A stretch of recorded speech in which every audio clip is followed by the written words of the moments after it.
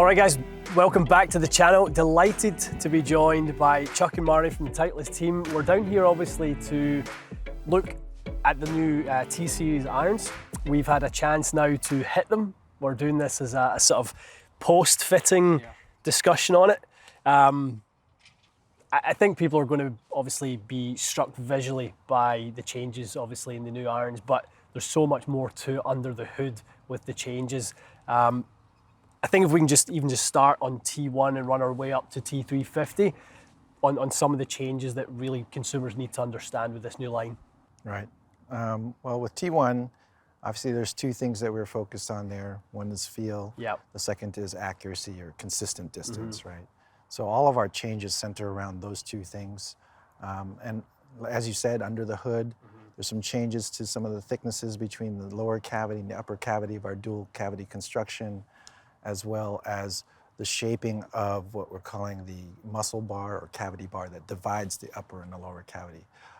By changing, these dimensions of the bar, the thickness of the face, the spans and the heel toe, those are the things that we did to affect the feel and the accuracy in that model. Right. With a club like T1, what's the variance in consumer demand on feel? What do they, when they give you feedback on, we want to improve the feel, what do you guys interpret that as? What does that mean? Well, you want to answer that one? Sure. A lot of it has to do with what Marni said about sound and vibration. Yeah. We want to manage the vibration of the club head to make sure the acoustics are right, to make sure that the sound and impact is crisp and pleasant. And then the other aspect of it is how the club moves through the turf. And Marni and JJ on tour and Liam on tour have done a ton of research with our players out on tour, and some of these elite players have a lot of really good feedback for R&D about what kind of sole designs work best under different conditions. And Marni's teams have been able to really incorporate that into this new iron. Do you guys feel like across the board in the industry, while other parts of the golf club, especially the iron, have developed, sole design has been something that's maybe not quite been developed as much as it could and should be for the role it plays? Sure. I mean, if you look at wedges, for instance, right, how varied the sole designs are there. And so taking a look at irons as well, it's really important for the limited number of models we have to try and get a sole that works for as many different types of swings as possible. And so in T100, working with the best players in the world, this variable bounce design that we've had here, we're now translating that design philosophy into the rest of the line as well, because it works. I think the biggest thing for me, what you guys called the modern tour iron, JJ gave us a little story about a player who wanted to play blades, but for a tour player saying that I'm not good enough to play blades is pretty crazy, but his miss with a blade was, 12 yards less, and then when he, misses on his, T100s, he's, 2 yards less. I mean, that's a massive difference. So the fact that we've been able to blend this into being that, blade player's iron, but, with a bit of help is why it's so popular. I mean, for us in our fitting studios, it's number one off the shelf. By far. Moving on to sort of the 150, one of the new ones, one of the two new ones, obviously 150 and 350 are the new models. What was the gap that needed to be bridged between T100, 100S into 200 to be, where the T150 was born? Right, and if you look at 100S and where it was in the previous generation, it was the exact same size and shape as T100. And T100 has been developed to be, the ultimate tour iron, the modern tour iron. So we were getting some feedback from players that it's just a little bit small. Can you do something to the shape of this iron that gives us a little bit more confidence from address? And so we addressed that through the slight adjustments to the top line and to the sole width as well, to just give that player a little bit more visual confidence from the address view. Yeah, if you liked AP2 and you thought the T100 was a little bit small, T150 T150 is your iron. Yeah, that's exactly how I felt, Chuck. I think I really like the look of T100, and I probably have a little bit in me of what that tour player said about, I just think T100 for me doesn't quite give me as much forgiveness as I would like, but I saw 150 and fell in love. And then for me, again, just as we we built the set out and kind of tried to kind of combo and blend them for performance purposes. T200 and 150 were perfectly blended for me, perfectly designed for their own purposes as a long iron, as a mid and short iron. Yeah, and I think you saw there how in the shaping between 100 to 150 and 150 to 200, how those shapes blend together now for those mix sets. Yeah, yeah. I think 200 from a feel perspective, Marni, I think is to me felt like a big change.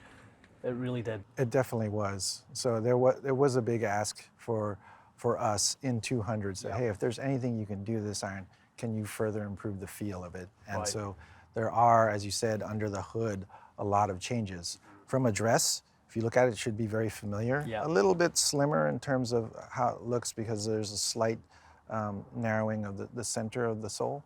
But really, the main differences there are, between how we engineered the chassis, how we engineered the muscle plate, how we engineered the max impact technology, the location of the core support bar, the thickness of the core. All these things have been adjusted for feel to try and get that symphony of frequencies that equal to good sound. One of the things I love going through the presentation with you both was the continuity of a lot of the technologies that existed within the Gen 1 of the T-Series. It was extended into Gen 2 and it's still there, max impact, things like that. And that was obviously brought forward because it was something you guys saw was meaningful from the design perspective, and it just continues to evolve, and I love that continuity as we move forward. Right, and it was actually something that, as you said, brought forward. It was originally slated to be a concept technology. Right. But because of what we saw, we said, we have to get this into the product. And, I always say that if something works, it should still be there in the next generation, right? Absolutely. Unless you have some technology that absolutely obsoletes it. But from our L-face design to max impact to use of high density tungsten, these are all things that produce good performance. So we continue to use them. Right. And I think you saw today in your fitting just the consistency. Shot after shot, right? And that's something that max impact really delivers. You talked about it earlier, but with an iron, Marni really doesn't want the iron to deflect like this in the center. He wants it to deflect uniformly so that you're getting consistent speed, launch, and spin all over the face. And that's what he's been able to do that's one of the reasons why we carried that technology over into this new iron line.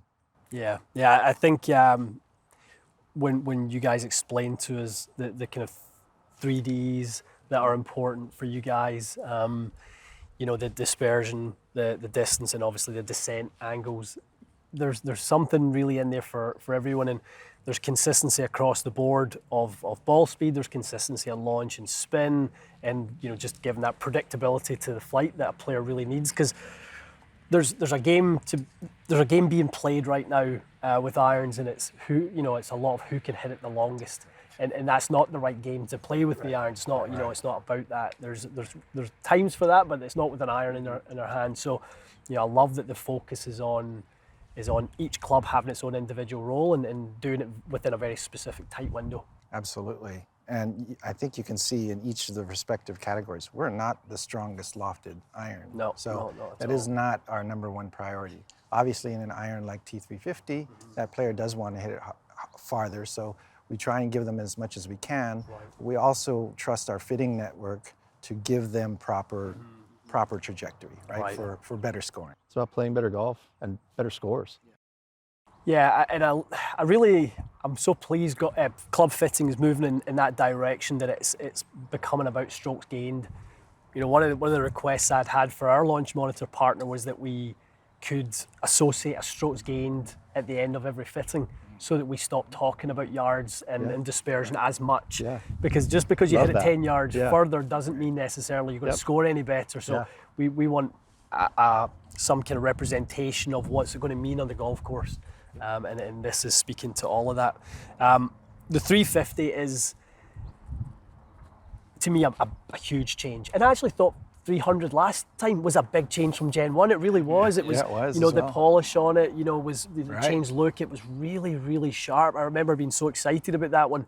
But I'm more excited now about 350 and what that represents moving forward. Yeah, well, they asked us, what would you do to further improve 300? I was like, well, if we're willing to, we'd like to use the construction similar to the 200. Right. Right, and bring that forged L-face insert in there, and to bring more tungsten in there to give it, make it easier to get that CG-MOI combination that we're used to in our products. And then on top of that, because of that change, it gets a whole new look, right? So instead of being this deep cavity back iron, it's now got this hollow blade look to it, which for our target audience really seems to resonate. Yeah, yeah. One of the core principles to you guys is your fitting philosophy and integrity around that, and having forged irons across all four of the heads, and giving fitters like us the ability to bend it, gives the ability to obviously with weighting and the build and that type of things. I think that's a thank you from us as well in the 350 that we have 4 forged irons, because it's not that we think forged is superior, and none of us thinks forged is superior, but it does give us the ability to kind of customize just that little bit better than before. Nice, yeah. I would say the one thing with the 350 and maybe what some people don't know is when we come to these, we test everything. Yeah. And the iron fitting that we had today, Joey and I worked on a couple things. The thing he asked me right away, he goes, "What's your goals?" And we do that in our fitting base. We need to know what the client's goal is. And I just said, I just need to hit it higher. I don't care what club it does. Maybe even left-handed will do it. I need to try something. And to test that 350, which is an iron you and I would not play on a Sunday morning, but you hit and you go, I could, how can we incorporate this into the bag? So being softer now, being able to, manipulate lofts and, blend a set. I mean, both your and I set is not, it's very unorthodox, the set makeup that we've been put into, but it ultimately hits every single goal that we're looking for. And only unorthodox in a traditional fashion of the way we've thought about it previously. I think the way we're going to think about it is the way that these are being presented to us now. It's like, okay, we've got these 4 and actually 5 irons with the U505. Which one of these models is right for you as we go down the line of irons that you're going to carry in your bag? And from a performance perspective, which one is it that you're going to need to play your best golf? Yeah. Right. Yeah. I mean, and we've seen that with the best players in the world, right? So 80% or more, I think it's actually more than that, have a mixed bag, right, of irons. So why wouldn't that apply to your average consumer? It makes total sense. Yeah. And JJ's bullish on the 350 getting some players' bag on tour even in the long irons. Absolutely. Yeah, and you can see why. You really can see why. We'll touch on the U505 a little bit. There's in the past been the U500 and 510. There's been 2 models. Obviously, there's T200 utility and now U505. What's sort of unique about that one, and who's that one sort of aimed at? So 505, I like to say it's someone who just would prefer not to play a hybrid. They want that height, they want that distance, but they would prefer to look at an iron.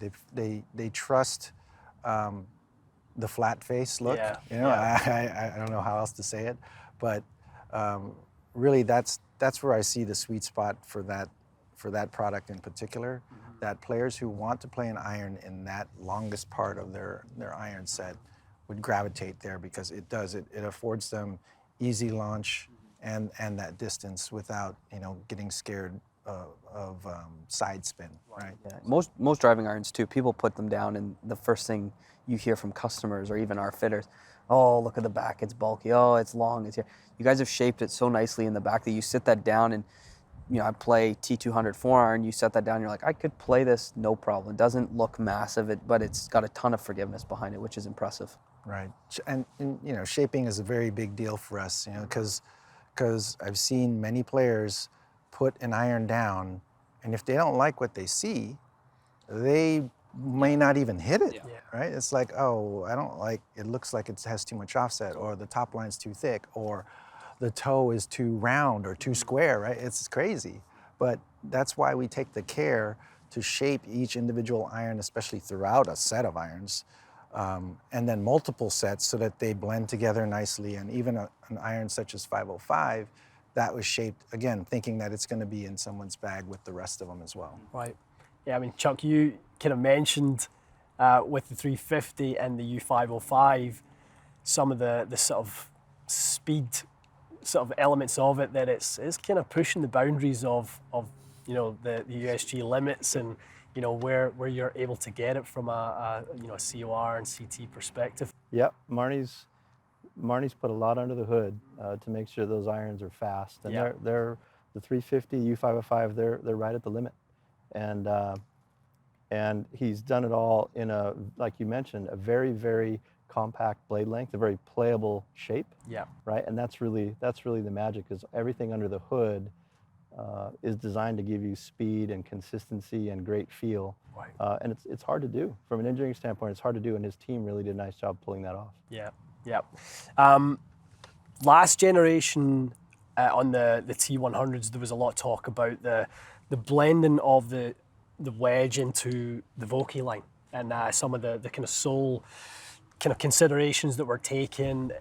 Is that something we're seeing continuing on as well into yeah, the new I model? mean, the director of wedge development and Vokey both sit in offices directly next to mine. Right. So we're in the office. We're a big happy family. You know, yeah, and we have time scheduled with one another to meet regularly and just talk. So absolutely, you know, the more I can learn from them and vice versa, you know, we're only going to get better together. I think that's huge, because when you do a wedge fitting, you talk bounce and grind and all that.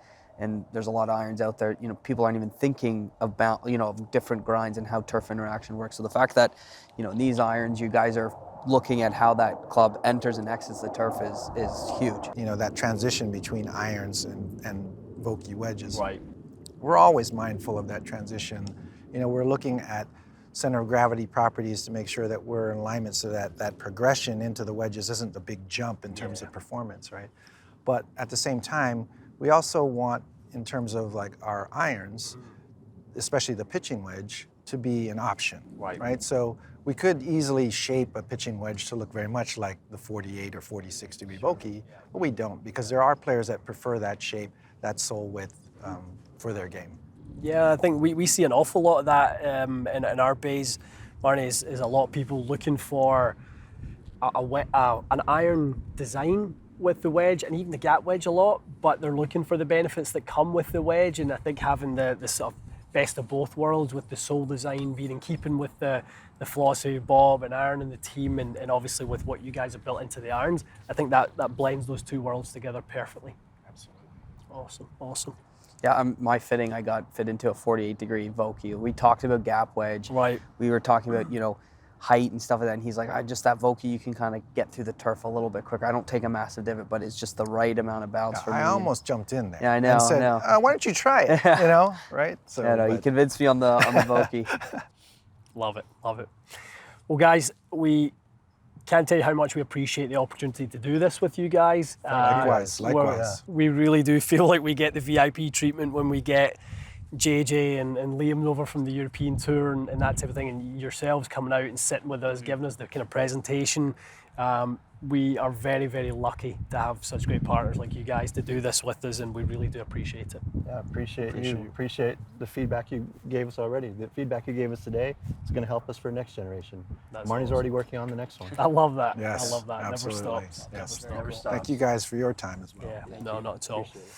Guys, it's so good to kind of get these opportunities to explain to you what happens in a 2-year cycle of irons. I mean, Titleist are at a longer cycle than most when it comes to irons and woods, and that's because they want to develop and enhance the product and take it that much further forward. Year on year, you know, is quick turnaround for, you know, for R&D teams and developers to really engineer improvements in there. So we're really excited of the tools we're going to have in our drawers and in our fitting bays, and we think you guys are going to be the ones that benefit from that. So really looking forward to seeing you guys trying it in the bays soon, and we'll have them in the channel for review once we get back to the store. Yep, for sure. Great. Okay, guys, hope you enjoyed this segment. We'll see you again soon.